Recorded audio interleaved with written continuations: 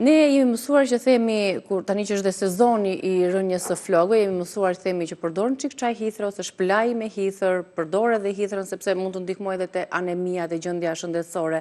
Pra, edhe në kozmetik, edhe në kulinari, edhe si bimë medicinale për të shëruar gjendjet shëndetësore. Po le të kujtojmë fjalën e urtë të gjyshes. Tu bëfshin flokët si rënja e hithrës. Shikoje. Që t'jenë të forta. Plot e për plot. Shumë, qime thithse dhe të forta të shëndetshme.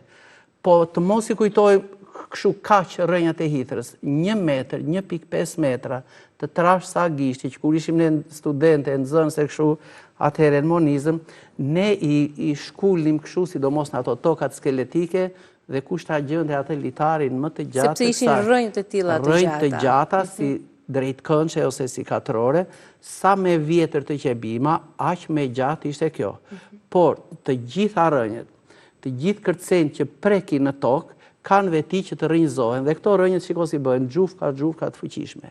Atere, le të marrim atë thënien që njeriu duhet ta studiojë natyrën, të hyjë në brendësitë saj dhe të marrë mesazhin nga bima që e ngjashmja kuron të ngjashmen. Atere, këto rënjat e flok e hithrës nuk janë asgjë.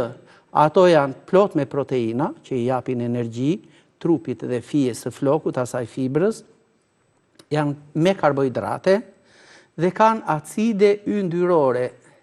Pra, këto acide yndyrore dhe ato acide që unë përmenda më parë dhe aminoacidet, të cilat janë këto, le të themi, histidina, lizina, fenilalanina, na bëjnë këtë gjë në organizëm.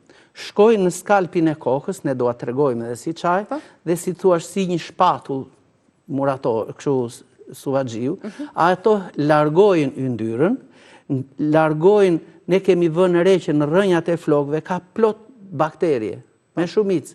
Ato i mbështillen fijes flokut dhe azgjësojnë atë, e gryjnë, e konsumojnë. Atëhere, këto bimët kanë vetin ta pastrojnë, ti largojnë këto dhe skalpi i kokës çlirohet nga kjo mori bakteriesh që kanë. Po, doktor, do të thotë që ne deri tani kemi përdorur gabim hithrën për flokun, se kemi zgjedhur vetëm gjethet për t'i zier dhe për të shpëlar.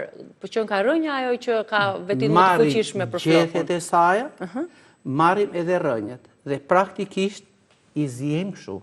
Po vetëm ne duam që të shtojmë fuqinë vepruese të bimës. Pra, po tregojmë një shembull tani se si ta përdorni hithrën, rënjën e hithrës, kombinuar dhe me bimë të tjera për rënjën e flokëve, jo vetëm për të mos urrëzuar flokët, por për t'i fuqizuar rënjët e tyre, për t'i pastruar ato bakteret që ndodhen tek rënjët, tha doktori, për të ushqyer me proteina dhe për të patur flokë të shëndetshëm. Pra, shtojmë rënjën e hithrës, gjethen e hithrës. Pra, rënjë hithre, gjethe hithre, rozmarin. Kemi folur dhe dim që edhe rozmarina është patjetër, fuqizuese për flokët. Fuqizuese, dhe tash duam të shtojmë diçka tjetër. Për shembull, ose ne do të përdorim sherebelën, po në varësi gjithmonë nga problematikat që kemi. Ose do të përdorim sherebelën, ose do të përdorim trumzën dhe rigonin. Për shembull, sherebelën bashkë me këto të dyja kur e përdorim? Po patjetër, e përdorim sidomos kur shikojmë që në rënjat e qimes dhe në skalpin e kokës kemi pika të skuqura. Qartë. Atëhere, nëse kemi krus pa kështu si krun dhe gruri, si zbok dhe kështu me radhë, tek këto do të shtojmë rigonin ose trumzën. Nëse duam që të japim pak veti çlodhëse, sepse ka plot njerëz të cilët janë irrituar, lodhures të lodhur nga këto kruarjet e shpeshta të skalpit të kokës. Do t'i shtojmë ose pak në energjik, ose le të marrim pak melisa officinalis, nga bari i bletës. Pra, hedhim edhe këtu 2 gjethe afërsisht, kjo do t'i japi ata aromën e limonit dhe marrim mandej e përvlojmë këtë çaj. Ne tregojmë për afërsisht bimët që mund të shtohen këtu. Të gjitha bimët që mund të përgatiten në kushtet e shtëpisë.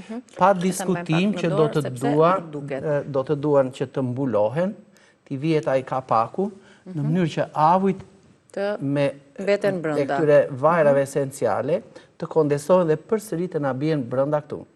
Atëherë e marrim këtë çajin, mbasi e kemi zier mirë, po ne këtu e sa minuta duhet ta lëmë të ziej? Mirë është që të ziej 4 deri në 5 minuta, sepse kemi ato rrënjat aty në brendësi. Gjithmonë bimët i hedhim në ujë të nxehtë. I hedhim po në ujin e nxehtë dhe të marrim. Ne lëmë 4 minuta të ziej. Po, të ziej. E kullojmë këtë çajin dhe do ta lëmë të jetë si çaj i vakët për një shplarje të skalpit të kokës. Pra, bëm dushin, e lam trupin, i tham flokët, atëhere marrim një gotë nga ky çaj dhe lagim skalpin e flokut dhe gjithë fijen e flokut në gjatësinë e tij. Më pas nuk do ta shpëlajmë, por do ta lëmë të fahet natyralisht. Mbetet kështu dhe do të vëmë re që floku do të fillojë të marrë një pamje tjetër të mrekullueshme brenda 7 deri në 10 ditësh. Skalpi i kokës fillon një farë rigjenerimi brenda po kaq ditësh. Dhe floku, nëse binte më përpara me shumicë, tashi nuk e ka më këtë shans që të bjerë. Që pa dyshim duhet gjetur shkaku nga vjen kjo rrënje e flokëve, se mund të jesh shkaqe të brendshme. Me një dermatoskop është shumë mirë që të kontrollohen ato.